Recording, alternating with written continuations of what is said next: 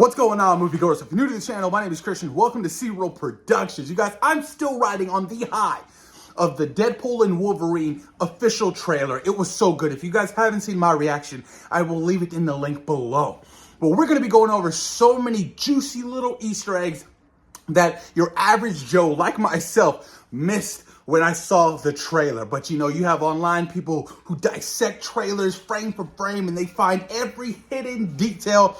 And I can't wait to talk about it, you guys. Now, right off the bat, this trailer was absolutely phenomenal. It really solidified itself of what to expect when we're approaching Deadpool and Wolverine. The first one was more so about Deadpool, and the second trailer of this one being more about Wolverine. And then the final trailer will be a combination of the both, and I cannot wait for a massive final marketing push that Ryan Reynolds has up his sleeve for Deadpool and Wolverine, you guys. It is so exciting. So let's talk about some of these Easter eggs and some of these certain scenes that happened in the trailer. Now, there's so many to talk about. I can't wait now, you guys. Of course, when we first see Wolverine walking out and he has the sleeves off and he just looking roided, he was looking massive. Rob Liefeld came out and said, those muscles are real. Because apparently people online are like, those muscles are fake. They can't be real. Come on now. We're talking Hugh Jackman. This guy is massive. Have you not seen the Wolverine? Out of all of his movies, that's probably the one film that he was the most absolutely shredded. Even more shredded than Wolverine Origins. He was just oozing vascularity in the Wolverine film. So he's walking now, he's looking good. Deadpool follows him with his two golden guns. And then in the back, there's a shot that says Liefeld and he says feet. That is a particular reference to Rob Liefeld, the creator of Deadpool. And he gets a lot of hate. He gets a lot of slack because he can't draw feet. If you guys go back and you look at all of his artwork, his feet are just so abnormal. I don't know what it is. Rob Liefeld, and you know, he even came out and said he approved of this joke 9 months ago. And I was like, you know, I love that Rob Liefeld is playing into it. You know what I mean? This is a character he created.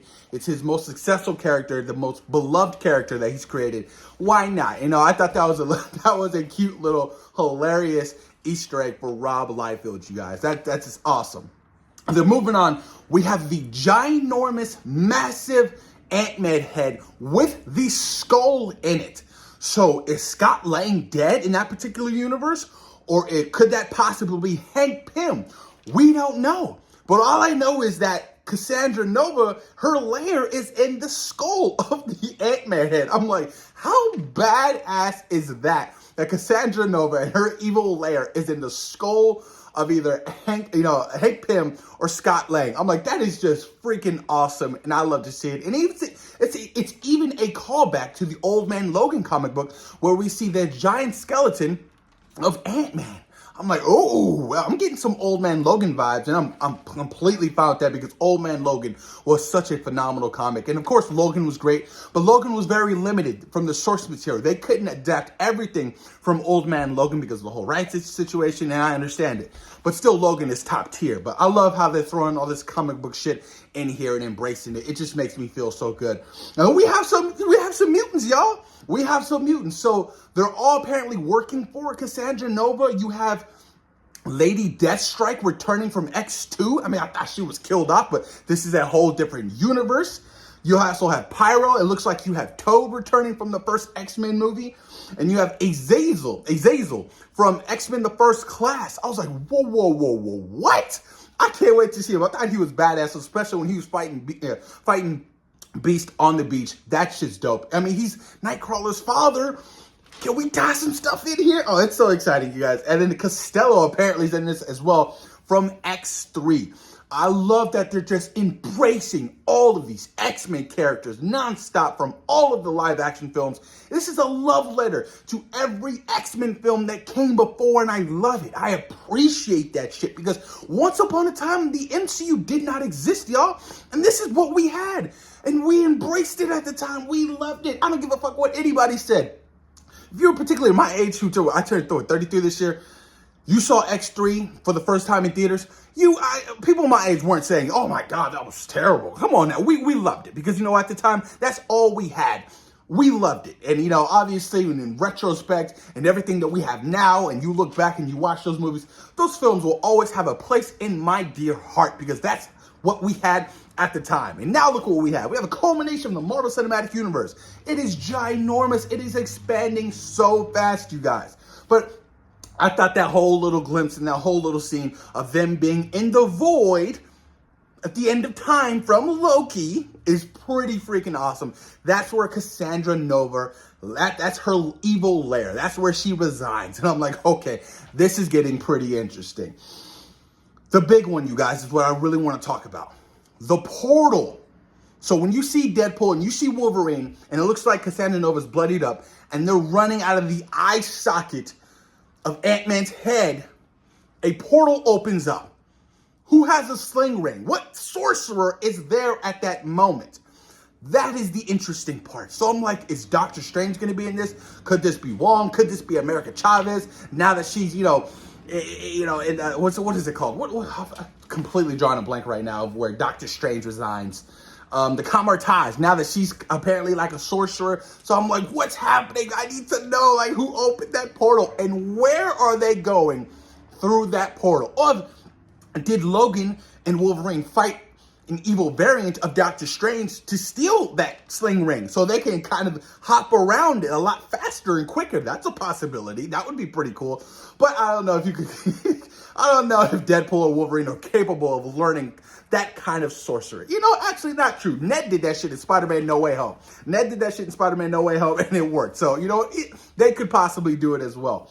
But where are they going through that portal? There's a whole speculation right now on Twitter, on X, and social media. I was like, well, if they end up in another universe, what if they're, heading towards, the Fox, Fantastic Four stuff with Chris Evans or Ang Lee's Hulk or Ben Affleck's Daredevil?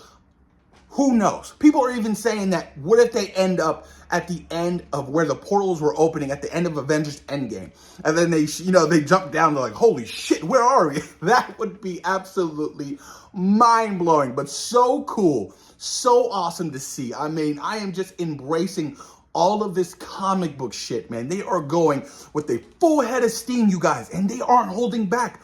They are embracing all of this, and I can't wait to see more of it. It's just like, it's so refreshing for me to see this and so satisfying because I've been a fan of these movies for so many years.